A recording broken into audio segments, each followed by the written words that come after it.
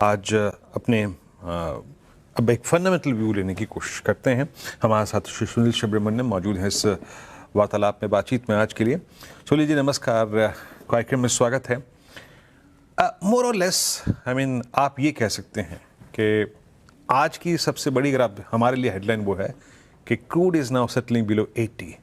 ये geopolitical tension, yes there is some ifs and buts, but more or less settle हो चुकी है। अब हमें याद आ रहा है अपने मॉनसून के नंबर्स जो थोड़ा डेफिसिट में चल रहे हैं। अब हमें याद आ रहा है आने वाला अर्निंग सीजन। आपको मार्केट की प्लेसमेंट लग कैसे रही है? और क्योंकि मैं जरा एक बार निफ्टी लेके आइए, जिस दिन ये 28 फरवरी को पहला गोला गिरा था ईरान पर, उस दिन निफ्टी करीब करीब आप समझिए सर था 25-200-300 की ट्रैजेक्टरी में। क्या एटलीस्ट वो लॉस्ट ग्राउंड रीगेन कर सकते हैं? आपका व्यू क्या कहता है इस पर?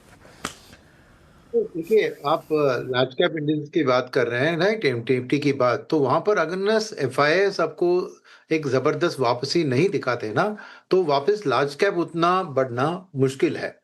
ब्रॉडर इंडिसेस देखें तो बहुत अच्छी परफॉर्म कर रही है, क्योंकि डोमेस्टिक डीआईएस भी लीजिए या नॉन इंस्टीट्यूशनल डोमेस्टिक पार्टिसिपेंट जैसे रिटेल एचएनआई है, वो सब बहुत खरीद रहे हैं, और ज्यादा फोकस उनका डोमेस्टिक ओरिएंटेड सिक्लिकल्स पे है, जहां लार्ज कैप इंडेक्स में उनकी गिनती भी कम है। तो आप जब बोल रहे हैं कि क्या मार्केट वो लेवल पे पहुंच सकता है, वो होगा जब एफआईएस की मन बदल चुकी हो। और आपने कहा कि 80 से अभी 77 आया है तेल, मगर वो काफी नहीं है एफआईएस के लिए, बिकॉज 77 पे ही हमारे जो फिस्कल और इन्फ्लेशन के ऊपर जो दबाव होंगे, उनके लिए वो एक नेगेटिव सा साबित हो रहा है। आपने देखा कि वो फ्राइडे को छोड़े फुटसे रीबैलेंस के कारण, उसके अलावा ये अच्छी खबर जो आई थी 2 फ्राइडे पहले, वहां से लेकर आज तक एफआईएस कुछ बहुत बढ़िया एक ताव नहीं लगा रहे हैं। कभी 200 करोड़ खरीदारी, 500 करोड़ खरीदारी, या 1000 करोड़ की बिकवाली, तो एक नैरो रेंज में ये है। और इसीलिए जो डीआईएस है, उनका भी फोकस रहा है कि मिड एंड स्मॉल कैप में अर्निंग सीजन तो लास्ट खत्म हो गई, क्लैरिटी है कि कौन सी अर्निंग्स अच्छी थी, तो उसमें डाल रहे हैं पैसा। तो एक कंसोलिडेशन ही मैं देख रहा हूँ लार्ज कैप स्पेस में, बट शायद mid small micro cap space में थोड़ी और बेहतर, बिकॉज लिक्विडिटी सपोर्ट तो जरूर है। तो मेरा मानना है कि मॉनसून की हेडविंड आपने बताया, और आपने बताया कि अर्निंग सीजन की ये भी है, मगर ये सब आरबीआई पॉलिसी के ऊपर क्या होगा, इंटरेस्ट रेट, बिकॉज फेड का उधर अगर डॉलर इंडेक्स देखे तो 101 को पार कर चुका है, और 10 ईयर का इंटरेस्ट रेट भी 4.5 के ऊपर है। तो उस हिसाब से अगर फेड रेट हाइक करती है तो आरबीआई का रिस्पॉन्स क्या होगा, ये भी देखना चाहिए। शॉर्ट टर्म में रुपये पे दबाव को अच्छी तरह कंट्रोल कर दिया है आरबीआई ने, थ्रू एफएनआरबी स्कीम को अनाउंस करके, ईसीबी में पार्शियल हेजिंग अलाउ करके, और जी सेक्स में फॉरेनर्स की एंट्री अलाउ करके। तो एक शॉर्ट टर्म का एक प्रेशर नहीं दिख रहा रुपये में, बट मीडियम टर्म में देखें तो जरूर रेट हाइक की बात उठेगी अगर फेड रेट हाइक करती है तो मार्केट के लिए ये एक मैं कहूंगा हेडविंड है कि फेड को भी ट्रैक करने की जरूरत होती है, because ultimately emerging market flows के भी उसका हिस्सा होता है, और आरबीआई के भी उसका हिस्सा है। तो कुछ ऐसी चीजें हैं जो आज मार्केट को एक, मैं कहूंगा कि कंसोलिडेशन विद अ पॉजिटिव बायस, यही कहूंगा मार्केट की रीड में। Sunil ji, good morning. श्रेया बात कर रही हूँ। आपने कहा कि ब्रॉडर मार्केट्स में अच्छी रैली है, और हमने देखा भी सर, स्मॉल कैप इंडेक्स अगर आप बात करें तो पिछले 3 महीने में 20% तक भागे हैं। मिड कैप अपने ऑल टाइम हाई के लेवल के आसपास ही कामकाज कर रहे हैं।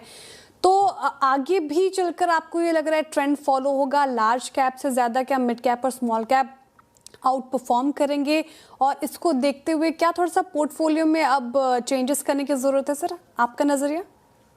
मेरा नजरिया है कि देखिए 50-50 रखना अच्छी बात होगी, मिड स्मॉल और माइक्रो, और लार्ज कैप अभी भी 50, बिकॉज एक सेफ्टी फैक्टर रखने की जरूरत है। सेकंड, लार्ज कैप में 35% आपको बीएफएसआई स्पेस है। बीएफएसआई स्पेस में जो कि एफआईएस उतनी तेजी से खरीदारी नहीं कर रहे हैं, तो उधर भी दबाव दिख रहा है, मगर लॉन्ग टर्म में वो बीएफएसआई अच्छा करेगा। तो इसलिए पूरा लार्ज कैप को इग्नोर करनी नहीं करना चाहिए, क्योंकि लार्ज कैप के अंदर आईटी और एफएमसीजी अंडर परफॉर्म कर रहे हैं। तो इसीलिए मेरा मानना है कि 50-50 रखें तो अच्छा होगा, बिकॉज डोमेस्टिक लिक्विडिटी, बिकॉज देखिए एसआईपी बुक की बात होती है फंड मैनेजर्स के पास, वो जो 30,000-31,000 की जो फ्लोज हैं, उसमें 55 to 60% mid and small cap fund के फ्लोज है। तो इसीलिए बाइंग सपोर्ट आपको मिड एंड स्मॉल कैप में लिक्विडिटी के कारण ही दिखेगा। सेकंड, जैसे आपको पता है अर्निंग सीजन में भी क्लियर डिफरेंस था कि लार्ज कैप का 10-12% ही बढ़ा था ईपीएस लास्ट अर्निंग्स की, मगर मिड स्मॉल माइक्रो का तो 20-25-30% भी बढ़े थे। अब आने वाली तिमाही में नेचुरली प्रेशर होगा क्योंकि पूरा क्रूड का इम्पैक्ट दिखेगा इस क्वार्टर में, बट मार्केट मेरे हिसाब से, क्योंकि अभी पीस डील तो प्रोग्रेस हो रही है, उस रिजल्ट को इग्नोर करके आगे की सोचेगी। और जब आगे की सोच रहे हैं तो फिर स्टोरी वही है कि मिड एंड स्मॉल कैप की अर्निंग्स ग्रोथ, क्योंकि वो डोमेस्टिक से जुड़े हुए हैं, बेहतर होगी। तो मेरा रिकमेंडेशन है कि आप 50% मिड एंड स्मॉल कैप में रखिए और 50% लार्ज कैप में रखिए सेफ्टी के तौर पर। सुनील सर, एक मेरा प्रश्न जो है ना अगला, वो कुछ हद तक वो इन्वेस्टमेंट से भी संबंधित है और वो एक टेक्निकल प्ले भी है। आई मीन अगर आप लास्ट 5-7 वर्षों को देखिए, जिसमें शायद सबसे गंभीर ऑयल शॉक हमने तो खैर 2007 में देखा था, $147 जब क्रूड था, एक ये रहा। बीच में क्रूड इतना मंदा हो गया था कि पूछिए भी मत। But during the oil shocks, क्या आप बीपीसीएल, एचपीसीएल, आईओसी इनको लेने की वकालत करेंगे क्या? क्योंकि ट्रेड स्विंग्स अच्छे मिले हैं और प्राइस टच अच्छे मिलते हैं। एक कॉन्ट्रा कॉल लेनी चाहिए क्या यहाँ पर, या फिर इट्स टू लेट? मैं कहूंगा कि थोड़ी रिस्क कैपिटल ज्यादा है तो ले सकते हैं, बिकॉज क्या है ना, ये 77 के ऊपर जो तेल है उसका भी पूरा इनकी रिफाइनिंग मार्जिन के ऊपर इम्पैक्ट क्या होगा, गवर्नमेंट कैसे अपनी फिजिकल सिचुएशन को मैनेज करने, कितना दबाव इनके ऊपर डालेगी, और नेचुरली उनकी प्रॉफिटेबिलिटी दबाव में रहेगी शॉर्ट टर्म में। बट जैसे ही खबर आएगी कि ये 77 से और भी नीचे जा रही है तेल, तो एक रुझान आएगा। तो मैं कहूंगा टैक्टिकल प्ले के तौर पर जरूर आप रिफाइनिंग सेक्टर को मन में रखते हुए, मगर book profit, stop loss clear cut define कीजिए, बिकॉज ये वॉलेटाइल सेगमेंट है और उस वॉलेटिल से इनकी शेयर प्राइस भी उतनी ही वॉलेटाइल रहेगी। मगर पैसा बनाने का मौका जरूर आएगा, बिकॉज तेल की सिचुएशन ऐसी है कि एक तरफ जब वॉर खत्म होती है तो इमीडिएटली एक फ्रेश सप्लाई कुवैत से, यूएई से आने की खबर आती है, तो तेल के ऊपर दबाव आता है। सेकंड, तेल में टेक्निकल प्ले भी होती है, बहुत सारे लोग हैं जो ट्रेडर्स हैं, तो इट्स नॉट रियली खाली डिमांड सप्लाई, बट एक ट्रेडर की आउटलुक के हिसाब से। तो मैं मानता हूं कि ऑयल दोनों तरफा मूव हो सकता है, तो रिफाइनिंग की स्टॉक्स भी दोनों तरफा मूव हो सकते हैं। तो एक रिस्क एपेटाइट ज्यादा है जिसकी, वो जरूर टैक्टिकली इसमें एंटर कर सकते हैं, बट रिपीट कर रहा हूं, आपको अपना स्टॉप लॉस और बुक प्रॉफिट तय करके फिर एंटर करना होगा। ओके सुनील जी, आप कुछ सेक्टर स्पेसिफिक बात कर लेते हैं। आज का sector of the day pharma space, pharma index से 2% ऊपर है। Health care, pharma, hospital stocks काफ़ी अच्छा परफॉर्म कर रहे हैं। आपका आउटलुक इस स्पेस पर क्या है? मेरा आउटलुक पॉजिटिव है और इसके लिए मैं 3 कारण बताऊंगा आपको। चीज है जो खबर आई है कि यूएस में कैंसर ड्रग की थोड़ी शॉर्टेज है, तो फेड ने अपना जो उधर एफडीए है, उन्होंने ही कुछ इंडियन कंपनीज को अप्रोच किया है कि क्या अपना कैंसर ड्रग डेवलप करके उसको क्वांटिटीज और ज्यादा कर सकते हैं। तो ये ओवरऑल एक बहुत बड़ी पॉजिटिव है इंडियन फार्मा सेक्टर के लिए। ये नंबर 1 चीज है।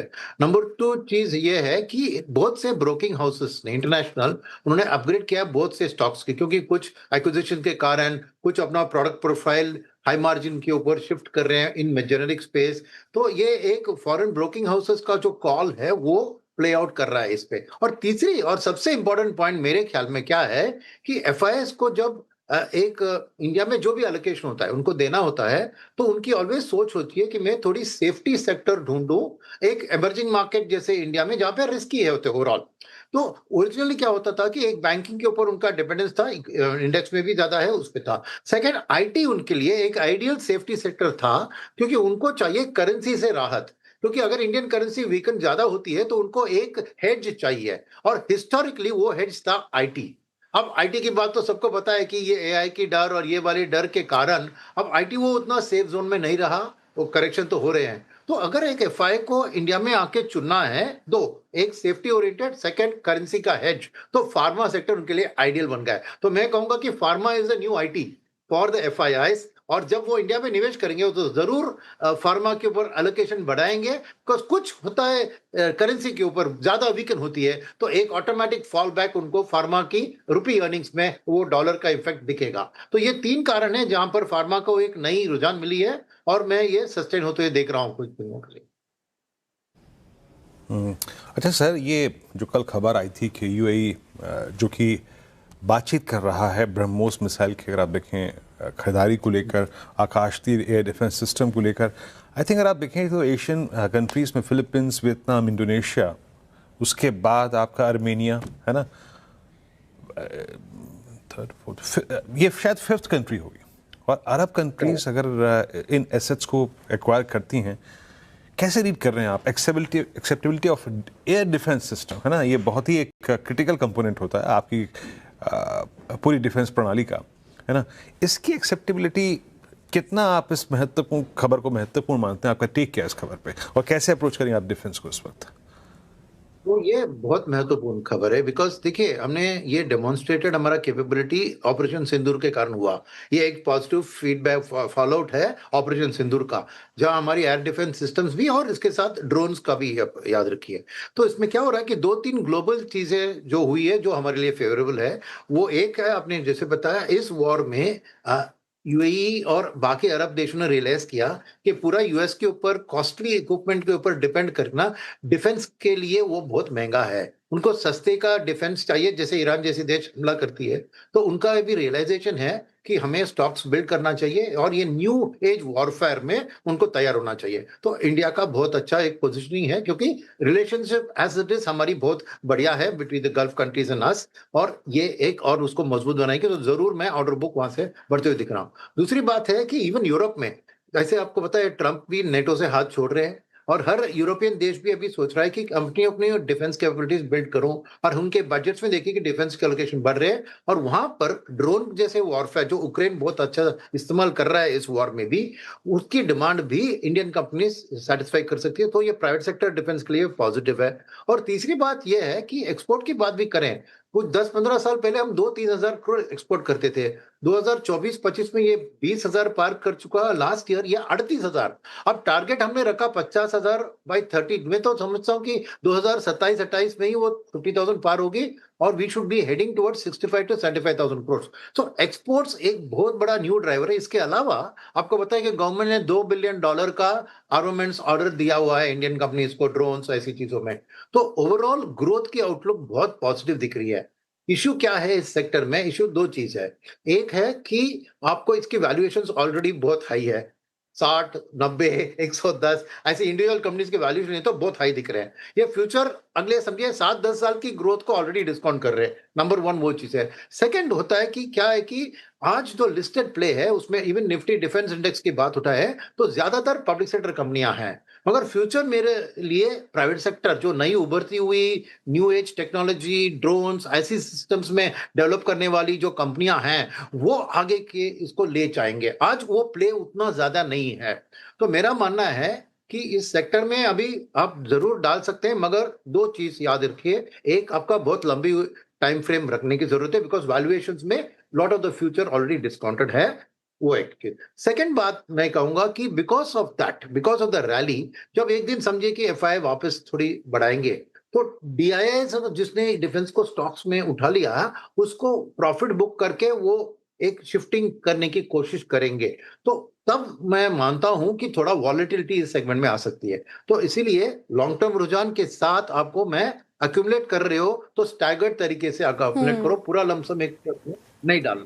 तो अगर आप ऐसे करेंगे तो इस वॉलेटिलिटी का भी फायदा उठाएंगे। और तीसरी बात है, थोड़ा डिफेंस के लिए जो कैश है उसको हाथ में रखिए, तो आने वाले साल 1.5 साल में मैं बहुत private sector new age companies की इधर आईपीओ आते हुए दिख रहा हूं। तो उसके लिए भी अलोकेशन रखें, क्योंकि अल्टीमेटली मेरा मानना है कि private sector versus public sector में आगे के दिन प्राइवेट सेक्टर के बहुत अच्छे होने वाले हैं। तो एक बैलेंस पोर्टफोलियो आपको डिफेंस में पब्लिक प्लस प्राइवेट को बनाना जरूरी है। आईपीओ का तो बाजार गर्म है भी। बहुत बहुत शुक्रिया सुनील जी, इतनी अच्छी तरीके से डिफेंस स्पेस पर तो अपनी राय रखने के लिए, ओवरऑल भी मार्केट को लेकर अपनी राय बताने के लिए, साथ ही सेक्टर स्पेसिफिक इतना खुलकर बात करने के लिए बहुत शुक्रिया सर। और